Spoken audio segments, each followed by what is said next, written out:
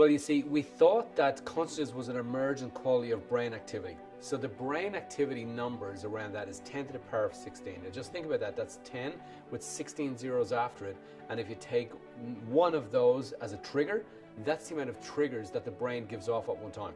10 with 16 zeros after it, 10 to the power of 16. So what happened was we thought that consciousness just appeared when the brain had that amount of computation value. So we could take any device, replicate that amount of activity, and when we do, bang, consciousness is going to appear.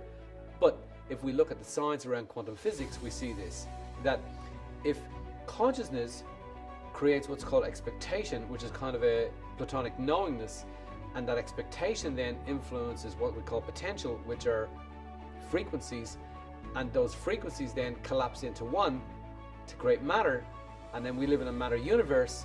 Well, then thinking, consciousness, affecting frequency, affecting matter, collapsing into one, which we call collapsing of the wave function to give life to the universe. Well, therefore we have to ask the question, if we're living on a matter planet, in a matter galaxy, in a matter universe, well then who done the original thinking before we got here so that we had a planet to land on in the very first place?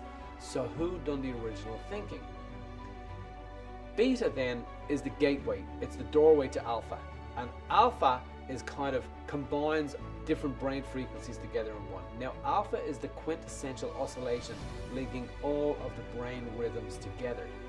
So alpha allows all other brain regions, frequencies, to communicate all with each other. So it's a very, very important brain frequency. It is the mood frequency, it's the mood oscillation that activates serotonin, and serotonin is the mood chemical. And the mood chemical is 5-hydroxytryptamine. So alpha brainwave frequency sends a message into the intestine to activate serotonin, and serotonin is that mood chemical that I just spoke about, hydroxytryptamine. So alpha activates all of that. In alpha now, because we're starting to understand that our thinking has an effect on the outer world, equally it has an effect on the inner world, the inner biology of us. So what we've now seen is this, that in alpha, it also activates the synthesis of our DNA. So in other words, it brings our DNA together in a perfect form. And the body is always over encoding for life. So the body wants nothing more than to live. It wants to live in love, and it wants to live inspired. Now, our brain is not designed to make us happy. Our brain is just designed for survival. We have to take the brain that's designed for survival, and we have to get in there and we have to mold that brain around our happiness, because it was never designed that way. We didn't come here as cave people to go on the Ferris wheel. We had to create the Ferris wheel inside of us to give us the happiness. We didn't come here as cave people to go to gold class and watch the movie on a Friday night at 6 o'clock. We had to create all of that inside. So literally, we, through our generation after generation after generation after generation, had to mold our brains, and we've become very, very good at it. But the brains have been molded in such a way that somebody else has said it, and that's why we call it mindset. And what we're doing now is we're undoing that mindset, and we start to do that in alpha. So alpha now, if it can combine our DNA together, and the body wants nothing more than survival, and happiness is a survival mechanism that gives us more life, well, through alpha, we can start to influence the synthesis of our DNA.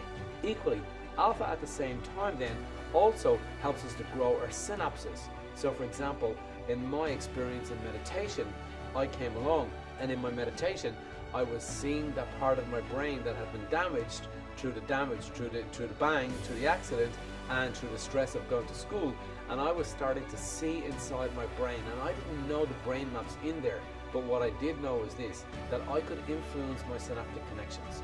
Now, if I can influence my synaptic connections, and our synaptic connections is our beliefs, and our beliefs determines our life, well, literally, we start to rebuild it in here. Now, alpha is also the gym instructor. So alpha gets all of the brain regions working and exercising together. So now we're out there and we're doing our Pilates, and we're doing our push-ups, and we're doing all of the different things that we have to do.